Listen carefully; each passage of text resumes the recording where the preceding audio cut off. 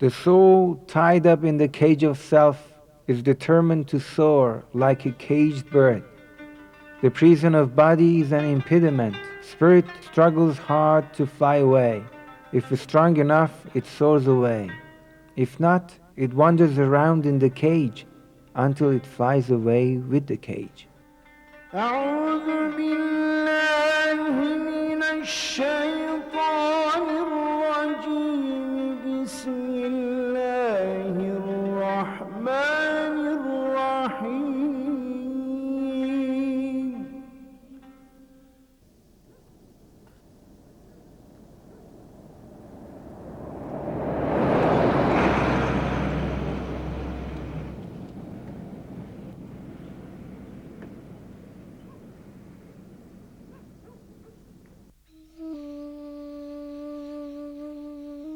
The glorious sky of Iranian art and literature has thousands of stars, among which Maulana Muhammad Jalaluddin Balkhi is one of the most brilliant ones. To rise to this light, one must go on a very many journeys, like Maulana's lengthy one, which took place 770 years ago. 1,000 years after Christ, the world was still subjugated by the East. Romans, frightened of the Seljuks invasion, were guarding the remains of their civilization. Crusades had ended, and the Iranian talent and enthusiasm was mingled with Islamic mysticism. And science, philosophy, rhetoric, and literature were all at their peak. At the time trying to seek refuge from Mongols' invasion, young Jalaluddin and his family migrated to the west. So the city of Balkh could never have the opportunity to host so precious a gem like Jalaluddin. From Balkh to Neshabur to Mecca and to Konya, that was Jalaluddin's lengthy pilgrimage. His family settled in Konya, and Jalaluddin started teaching and educating. As days passed, his disciples increased to thousands. Jalaluddin was turning 40 when his life was illuminated by meeting an unknown dervish called Shams. "What are you reading?" asked Shams. Jalaluddin replied, "Oration and articulation." Shams picked the book up and threw it into the fire. That made Jalaluddin annoyed. Then Shams pulled the book off the fire unharmed. "What is it?" Jalaluddin asked. Shams answered, "It's exaltation and ecstasy." Jalaluddin embraced Shams and lost sobriety. For a year, Shams taught Jalaluddin the knack of whirling and acquainted him with ecstasy and exaltation. Finally came the time to depart. On this separation, Jalaluddin composed a book of poetry, which is called Masnavi. And the agony of love and separation made him immortal. Fringed of losing Shams, Maulana whirled and twirled, and it was the dance of love. When he was 63, for a week he whirled and twirled, and finally broke the cage and soared to his beloved. Konya, isolated from a history of 5,000 years, has always been shining with the light of Molavi. It's been blessed with his memory and flourished by his name. It's been his sanctuary, home, and his resting place.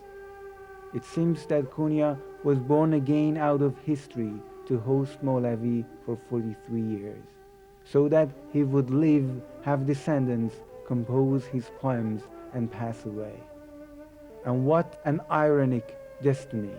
An Iranian poet, entombed in an unacquainted land, Konya has seized his earthly body and sky his heavenly soul.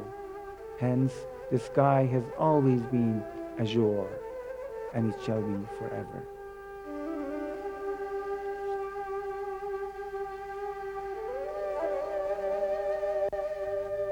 Generations come and go, and rulers change. The dance of love is called Sama. Sama houses, Sama singers were all banned. Many dervishes died of this grief. Persian, the language of Maulana, was covered. A museum was built over his grave.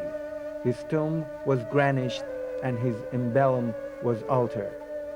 On his tombstone, verses of Holy Quran were engraved in gold. A felt hat and a turban were placed on his tombstone in place of his emblem. Just for a week, the week of Maulana's departure, Sama is permitted. Still, Sama houses are closed and gymnasiums are turned into Sama houses. And that's how the whirling of men of God turned into the place of revenue. In order to introduce Sama as something without any beauty, attraction and passion, just to show a portion of the sea of ecstasy and exaltation.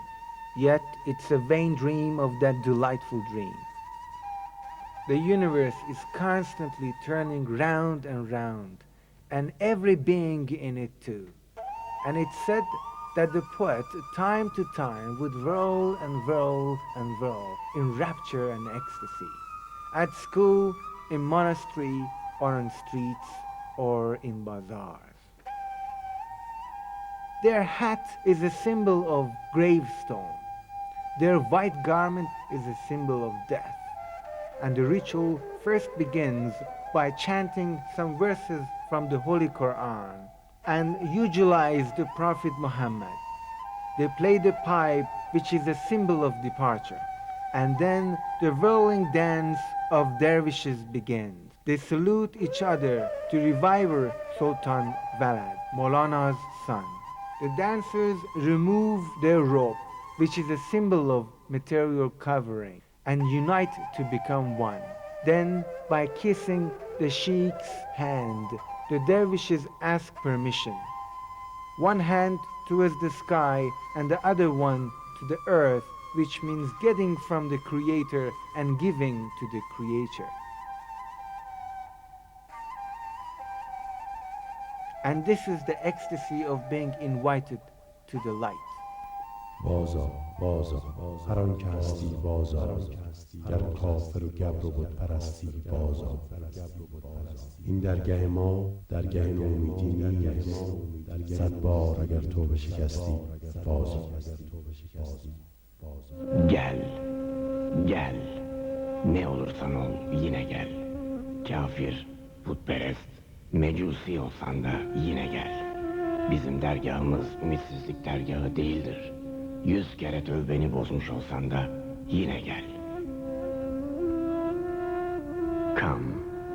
Come, whatever you are, it doesn't matter. Whether you're an infidel, an idolater, or a fire worshipper.